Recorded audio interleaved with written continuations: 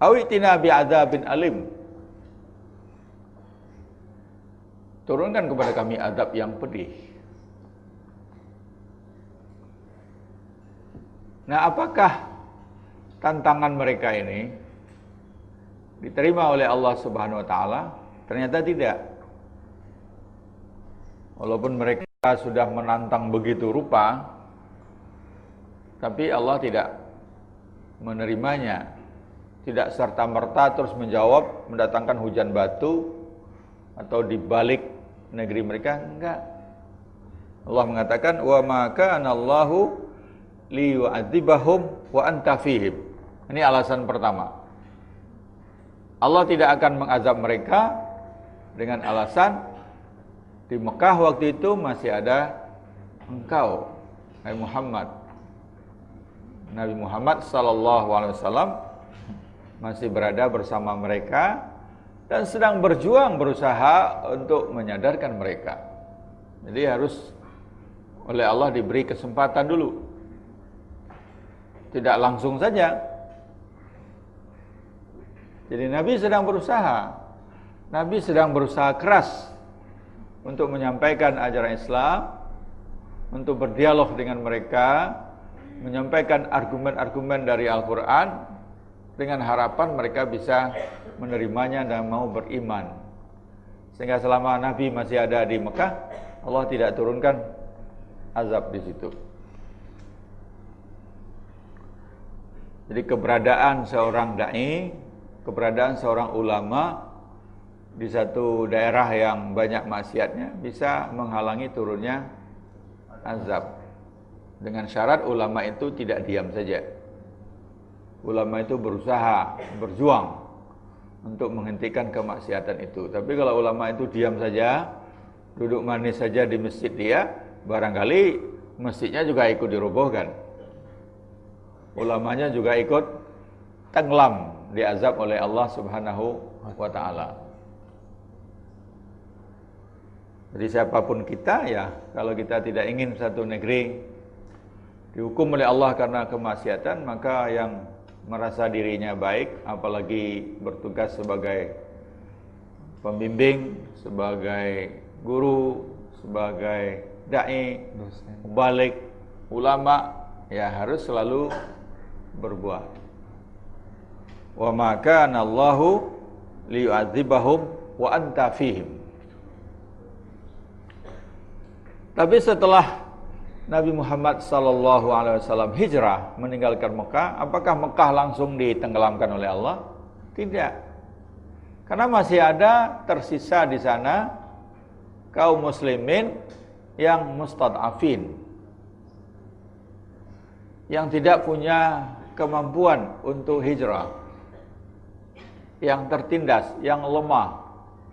Ada yang memang tidak punya kemampuan, ada yang karena dihalang-halangi oleh pemuka-pemuka Quraisy atau dihalangi oleh majikan mereka. Nah, orang-orang beriman yang tertinggal ini selalu istighfar, memohon ampun kepada Allah. Ini alasan kedua, kenapa walaupun Nabi sudah pindah ke Madinah, Mekah tantangan mereka tidak dipenuhi. Wa ma kana Allahu mu'adzibahum wa hum yastaghfirun.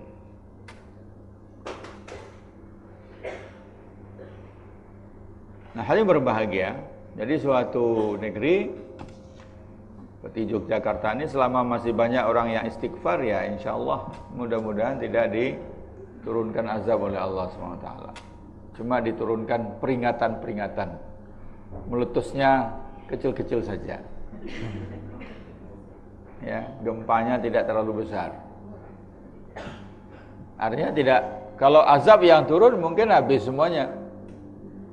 Tapi ini adalah indar, peringatan. Peringatan bagi yang berbuat maksiat supaya taubat, peringatan bagi orang baik-baik supaya jangan diam saja. Berbuatlah menghentikan bermacam-macam kemaksiatan itu. Dan teruslah beristighfar, memohon ampun kepada Allah Subhanahu wa taala. Walaupun sebenarnya Allah mengatakan pada ayat selanjutnya, alasan sudah cukup Ya. Kalau dilihat dari segi apa yang mereka lakukan sudah cukup alasan untuk mengazab mereka. Tapi tidak diazab, walaupun mereka sudah menantangnya karena ada Nabi di situ. Setelah Nabi pergi, masih ada orang beriman yang istighfar. Wa ma lahum alla yu'adzibahumullah. Ya, mengapa mereka tidak akan disiksa? Kenapa mereka tidak pantas disiksa oleh Allah? Padahal mereka sudah melakukan kesalahan-kesalahan yang besar. Di sini disebutkan kesalahan mereka di samping menentang itu adalah wahum yasudduna 'anil masjidil haram. Mereka menghalangi orang untuk datang ke Masjidil Haram.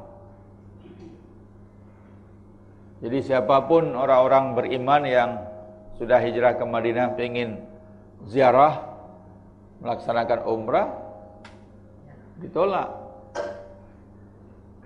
Termasuk pada tahun ke-6 Hijriah, Nabi Muhammad sallallahu alaihi wasallam membawa rombongan untuk melaksanakan umrah. Tapi mereka cegat, tidak boleh masuk. Sehingga rombongan Nabi tertahan di Hudaybiyah. Dan kemudian Nabi mengutus Utsman bin Affan untuk berunding, meminta izin. Kami datang tidak membawa senjata untuk perang. Dan juga dalam jumlah yang tidak banyak. Tidak cukup untuk berperang mengalahkan orang Mekah. Tapi kedatangan kami hanyalah untuk semata-mata beribadah, untuk ziarah, untuk umrah. Tapi rupanya permintaan ini tetap saja ditolak. Karena mereka merasa sebagai penguasanya, aulia, merasa jadi pemimpinnya yang menguasai. Dan mungkin perundingannya cukup alot sehingga Utsman bin Affan agak lama berada di Mekah. Sehingga Nabi khawatir Utsman belum juga kembali, jangan-jangan Utsman sudah mereka bunuh. Wah, ini ada kemungkinan bisa terjadi peperangan. Oleh sebab itu Nabi Muhammad sallallahu alaihi wasallam mengumpulkan kaum muslimin yang ikut bersama beliau, menyampaikan hal itu dan minta pendapat mereka jika yang terjadi yang terburuk, kalau kita diserang oleh orang-orang Mekah, apa yang akan kita lakukan? Akhirnya mereka semua menyatakan kebulatan tekadnya, sumpah setianya pada Nabi Muhammad SAW akan patuh apapun yang akan diperintahkan oleh Nabi. Nah, sumpah setia itu diambil oleh Nabi berada di bawah sebuah pohon kayu, dan itu yang kemudian diabadikan oleh Allah Subhanahu wa taala. Laqad radhiyallahu 'anil ladzina yubayyi'unaka tahta syajara.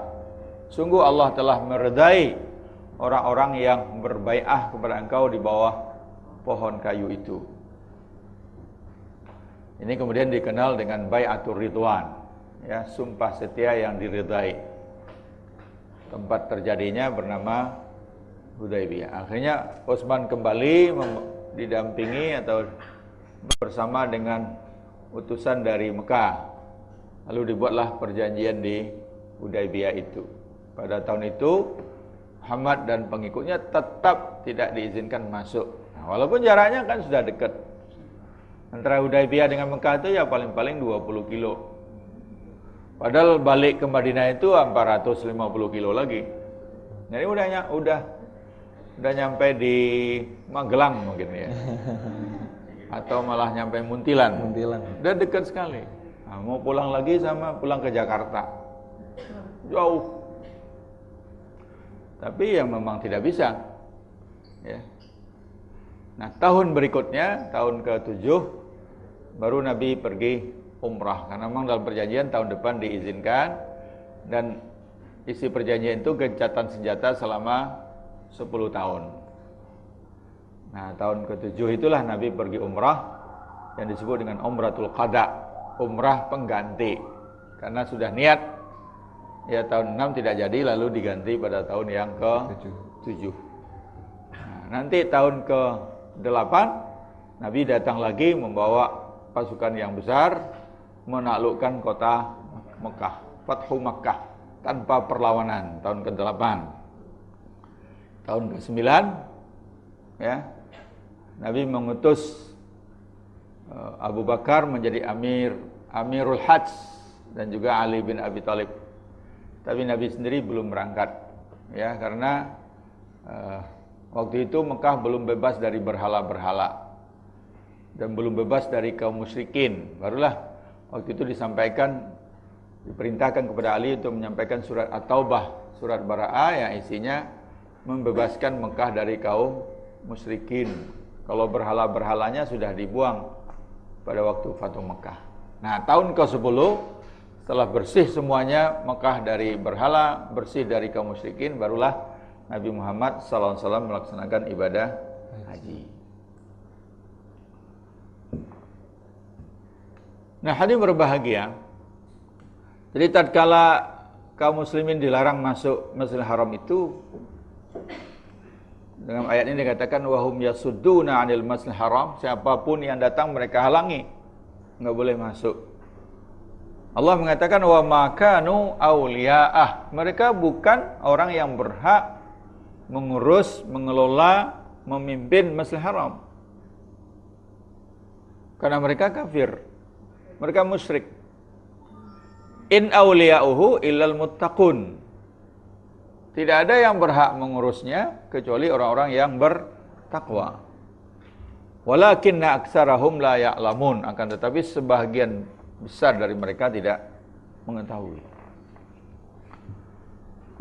Jadi di sini juga mengisyaratkan kepada kita siapa orang yang akan dipilih menjadi pengurus masjid, begitu.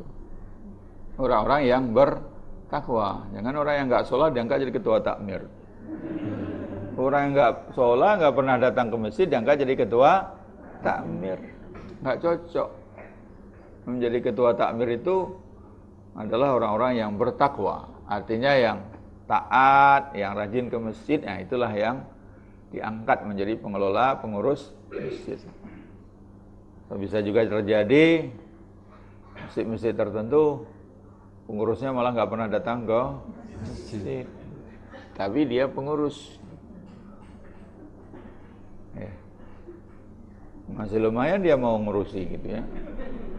Kadang-kadang juga nggak diurus, cuma nama saja dipasang gitu, pasang nama. Ya. Kita emang senangnya begitu, senangnya pasang nama orang-orang hebat, orang-orang terkenal, tapi nggak kerja. Padahal banyak orang yang mau bekerja nggak dipasang namanya, karena dia tidak terkenal. Pilih mana? Pilih pengurus masjidnya orang-orang terkenal semua, tapi nggak datang semua. Atau pilih orang-orang biasa-biasa saja, jamaah masjid, tapi rajin datang ke masjid tiap hari mikirkan masjid. Pilih mana? Mesti pilihnya yang ketiga, terkenal dan rajin ke masjid. Orang hebat, kaya, terkenal, rajin ke masjid, nah, itu jarang terjadi. Suka bersedekah. Iya. Jarang itu bukan berarti tidak pernah ada. Ada juga beberapa masjid yang beruntung. Ya, jamaahnya orang yang terkenal, orang penting, orang kaya, sehingga masjid nggak usah mengedarkan kota infak karena sudah dipenuhi oleh orang-orang tadi. Ya, ada juga gitu. Nah, memang Indonesia, masjid-masjid di Indonesia ini berbeda dengan masjid di Malaysia, ya. Berbeda dengan masjid di Brunei, berbeda dengan masjid di Arab Saudi yang memang dibiayai oleh negara. Kalau kita masjid-masjid dibiayai oleh jamaah, kota infak.